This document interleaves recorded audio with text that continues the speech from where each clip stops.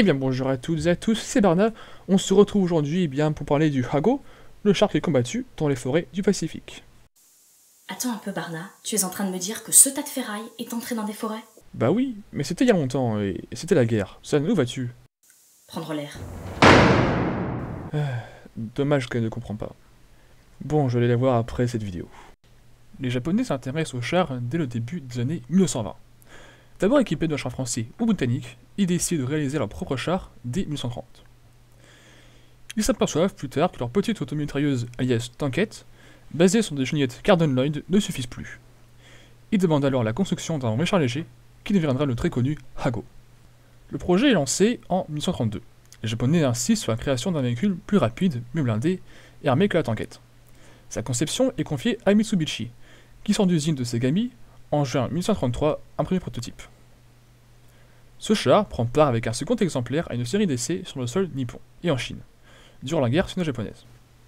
Son nom de code, donné par le constructeur, était Hago, indiquant qu'il constituait le troisième type de char mis au point par l'armée.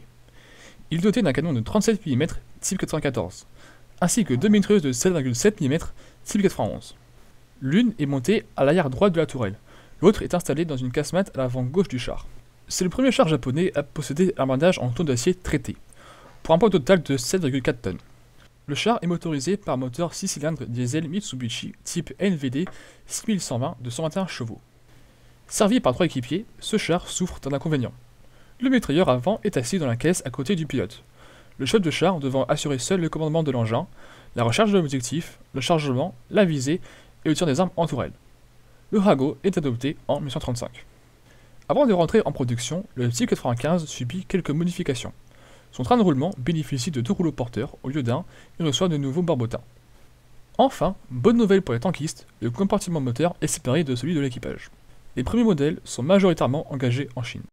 Fabriqué jusqu'en 1945 à 1350 exemplaires, le Petit 95 donne à plusieurs versions dès 1943. Il est alors doté d'un canon de 37 mm semi-automatique plus puissant, ainsi qu'une mitrailleuse de 7,7 mm en coaxial. Le Hago devient ainsi le Kenny.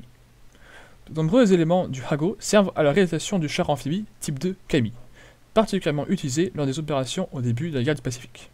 Destiné à l'infanterie et la cavalerie, le Petit 95 est également livré à des unités d'infanterie de la marine impériale. Petit, le Hago fait des merveilles dans les combats de jungle comme en Malaisie, en Birmanie ou bien en Nouvelle-Guinée. Les alliés ne peuvent lui opposer que des chars légers Vickers MK6 ou bien des M3 Stuart. En revanche, il est rapidement dépassé lors d'opérations en plaine ou en terrain fort découvert, ainsi que dans les îles où les alliés engagent des chars moyens supérieurement armés et cuirassés. On l'utilise alors souvent en poste fixe, dans des bunkers constitués de troncs de palmiers. Ces redoutables protections, ajoutées à la ténacité des tankistes nippons, permettent de résister efficacement et de détruire parfois quelques blindés, dont des Sherman. Durant ces campagnes, de nombreux exemplaires sont récupérés par les alliés. Les Américains et les Australiens les ramènent au pays pour les analyser. D'autres nations, comme la Malaisie ou la Chine, les réutilisèrent. L'armée populaire de Mao Tse-tung, durant la guerre civile contre les nationalistes de Chiang Kai-shek, les réutilisèrent. Même le corps expéditionnaire français, en Indochine, s'équipe en 1945 de quelques Type 95, récupérés dans des réserves de l'armée japonaise locale. Ceux-ci seront rapidement remplacés par des matériels d'origine britannique et surtout américaine. A few moments later. Salut San, ça va? Pas trop, tu sais, je t'aime bien, mais comment vous pouvez envoyer des engins de mort tuer vos semblables et détruire des forêts au passage? Comment tu fais pour aimer ces choses? Je ne sais pas. Ce sont des engins très particuliers. Certes, ils ont tué beaucoup de personnes, mais ils ont quelque chose que nous sait décrire, un petit plus. Ils sont intéressants. Ils font partie de l'histoire et c'est ma force à moi de ne pas oublier ce qui s'est passé. Et pourquoi vous vous tapez dessus à tout bout de champ? Eh bien, c'est dans la nature de l'homme. On veut toujours plus. On est arrogant, mais tous les hommes ne sont pas comme ça. Tu as peut-être raison.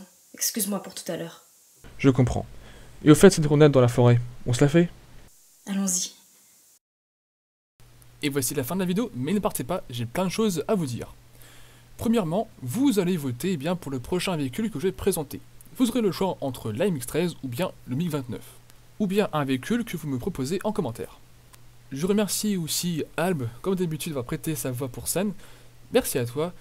Et je remercie aussi Juju d'avoir fait ma bannière YouTube, elle fait des dessins et partage ses créations sur son Facebook, donc allez check en description. Quant à moi, je vous dis à plus tard, c'était Barna et tchuss!